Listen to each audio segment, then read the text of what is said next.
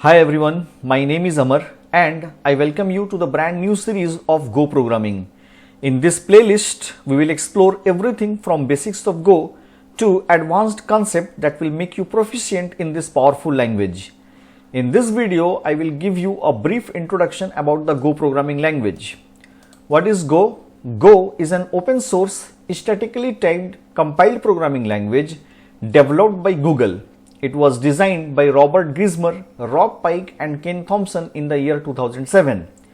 Now, in this definition, there are two terms. One is statically typed and another one is compiled programming language, right? Now, here I want to discuss this statically typed and compiled programming language. What is the meaning of statically typed?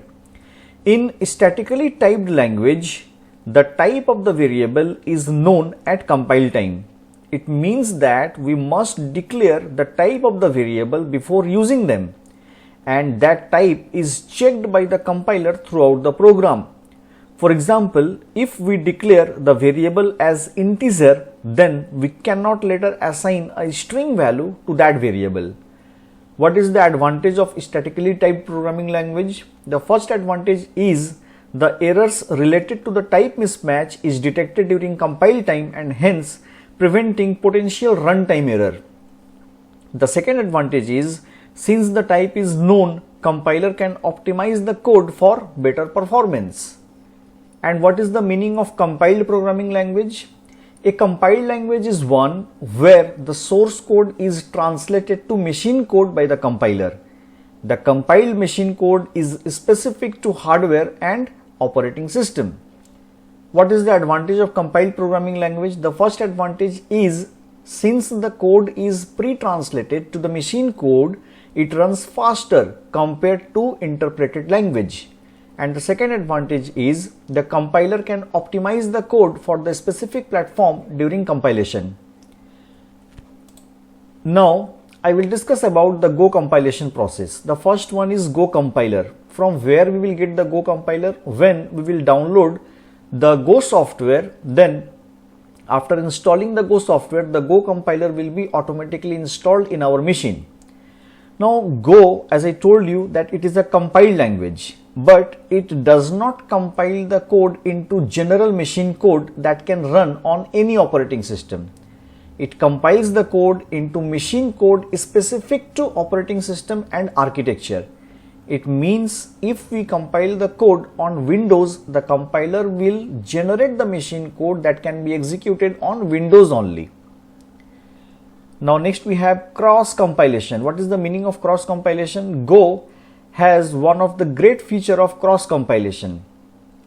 It means that we can compile a Go program on one operating system, for example Windows, to produce a machine code that can be a exe or binary that will run on other operating system, and we can do this by using Go OS and Go Arc environment variables. As you can see in the slide, here we have written Go OS equals to Linux, Go Arc equals to AMD 64, and after that Go build min.go.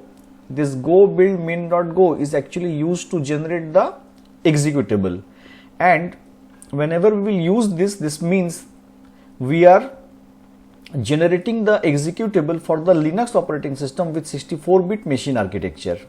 Okay, that is the meaning of this. Now, what are the features of Go? The first one is simplicity.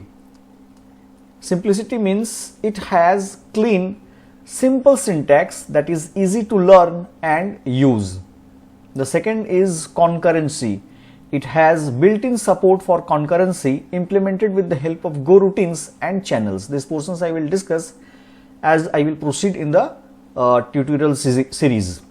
Performance. It is a compiled language which executes much faster than interpreted language like Python or Ruby. Garbage collection. It includes garbage collection to manage the memory automatically. Standard library. It comes with a robust standard library that covers a wide range of functionalities. Now, what are the use cases of Go? Means where we can use this Go programming language. The first one is cloud and server-side application. It is widely used for building scalable server-side application and microservices due to its speed and concurrency. Next we have DevOps tool. Many cloud-based infrastructure tools like Docker and Kubernetes are written in Go programming language. Next we have web development. It is used to build web servers and API, and this API portion I will discuss in this series, how to create API with the help of this Go programming language. And next we have distributed system. Its concurrency model makes it perfect for building distributed system. And these are some of the companies which uses Go programming language like Google, Twitch, Dropbox, Uber, PayPal and many more, right? Next we have how to install the Go software. Here you can see that if you visit this particular site, then from here we can download the Go software for Windows, Mac, Linux, right? From there we can download. I will share the link in the description of the video. And to write the code here, I will use the VS Code editor. By visiting this particular site, we can download the Visual Studio Code. In this machine, I have already downloaded the software and I have installed the software.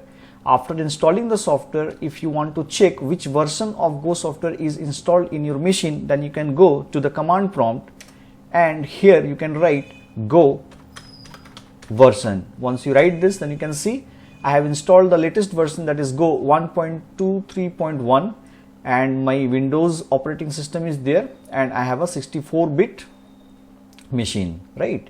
This is the version which is running in my machine or which has been installed in my machine. That's it for today's video. Thank you so much for watching.